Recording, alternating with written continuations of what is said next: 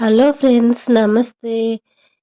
Welcome to Mouni kitchen. ఈరోజు పుదీనాకు rice ఎలా చేయాలో చూపిస్తాను రండి. ఈ పుదీనాకు రైస్కి ఒక కట్ట పుదీనాకు తీసుకొని అందులో ఉల్లిపాయలు, జీడిపప్పు, పచ్చిమిర్చి, కరివేపాకు,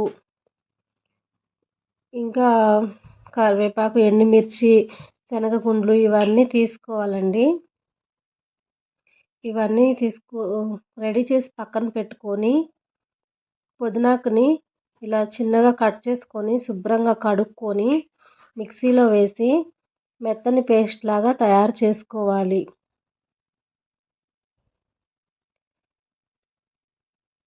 ఇప్పుడు పొయ్యి మీద కళాయి పెట్టుకొని స్టవ్ ఆన్ చేసుకొని కళాయి వేడెక్కిన తర్వాత ఆయిల్ పోసుకొని తగినంత వరకు ఆయిల్ పోసుకోండి. నేనైతే 100 గ్రాముల ఆయిల్ పోసాను. పెద్ద పుదీనాకు కట్ట తీసుకున్నాను కాబట్టి ఆయిల్లో వేరుశనగ గుండ్లు వేసుకొని ముందుగా వేయించుకోవాలి. ఒక్కొక్కటిగా వేయించుకోవాలి. ఈ విధంగా ఒక్కొక్కటిగా వేసి వేరుశనగ గుండ్లు ఇప్పుడు తాలింపు దినుసులు అంటే ఆవాలు, సాయిపప్పు, జీలకర్ర, పచ్చిపప్పు ఇవన్నీ వేస్తాము. ఇవన్నీ వేసి వేయించుకోవాలి. తర్వాత జీడిపప్పు వేయాలి. ఇప్పుడు పచ్చిపప్పు వేసాను, తాలింపు దినుసులు వేసాను, జీడిపప్పు వేస్తున్నాను అన్నమాట. జీడిపప్పు, వేరుశనగ గుండ్లు బాగా వేయించుకొని ఎండుమిరపకాయలు వేసుకోవాలి. ఎండుమిర్చి కూడా వేయించిన తర్వాత మొత్తం వేగిన తర్వాత ఇవన్నీ పుదీనా రైస్ తయారైన తర్వాత పైన గార్నిష్ చేయడానికి ఇవన్నీ పక్కకు తీసి పెట్టుకోవాలి.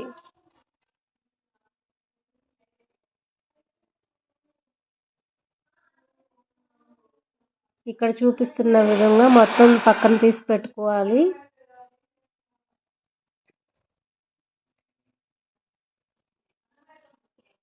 ఇప్పుడు పచ్చిమిర్చి అదే ఆయిల్లో పచ్చిమిర్చి, ఉల్లిపాయలు, కరివేపాకు వేసుకొని దోరగా వేయించాలి.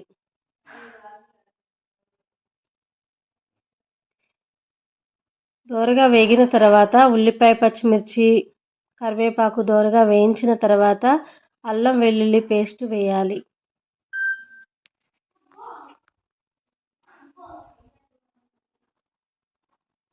తర్వాత పుదీనాకు మిక్సీ చేసి పెట్టుకున్నాంగా మెత్తగా, ఈ పుదీనాకు మొత్తాన్ని వేసుకోవాలి. వేస్తున్నాను చూడండి. పుదీనా మొత్తం వేసి కొంచెం ఉడికించాలి. 50% బాగా ఆకుని ఉడికించాలి. తర్వాత కొంచెం పెరుగేసుకోవాలండి. కొంచెం అంటే నేను ఒక 4 స్పూన్లు వేస్తున్నా. ఒక అరకప్పు వరకు పెరుగు వేసుకోవచ్చు. తగినంత వరకు వేసుకోండి మీరు. చూడండి, 4 స్పూన్ల వరకు పెరుగు వేసాను.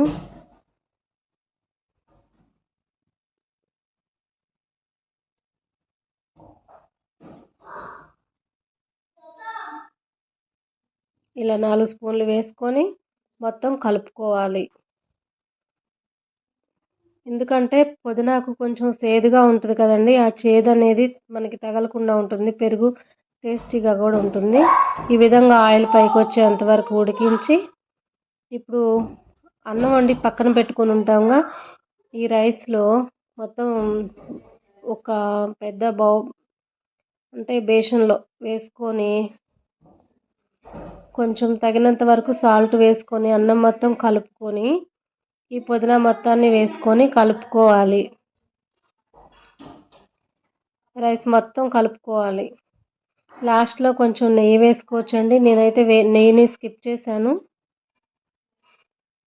అంతేనండి, శుభ్రంగా కలిపి పెట్టుకోవడం.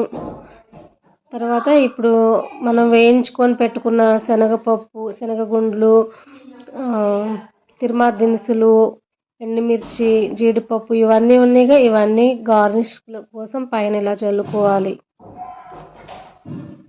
అంతేనండి, పుదీనాకు రైస్ రెడీ అయిపోయింది.